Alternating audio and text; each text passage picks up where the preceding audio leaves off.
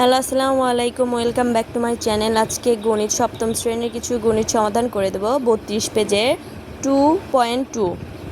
চলো শুরু করা যাক। আমি 5 নাম্বার অঙ্কটি সমাধান করব। দেখো 5 নাম্বারে বলেছি কি, প্রতিটি চকলেট 8 টাকা হিসাবে ক্রয় করে 8.5 টাকা হিসাবে বিক্রয় করে 25 টাকা লাভ হয়েছে। মোট কতটি চকলেট ক্রয় করা হয়েছে? চলো আমরা এখন খাতায় তুলে বুঝিয়ে দেই। তো ফার্স্ট আমরা করেছি, দেখো বুঝিয়ে দেই। একটি চকলেট ক্রয় মূল্য 8 টাকা,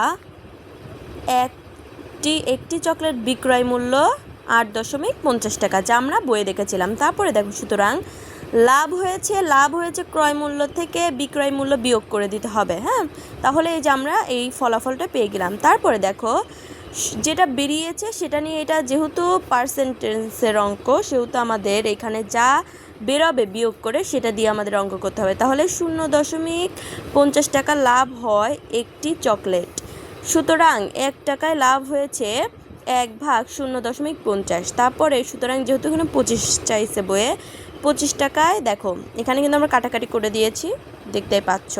প্রথমে 1 গুণন 25 ভাগ, তোমরা কিন্তু বুঝে গেছো। তারপরে দেখো, সুতরাং লাস্টের অ্যান্সারে ওইখানে লিখবো মোট চকলেট ক্রয় করেছে 50টি। So tata.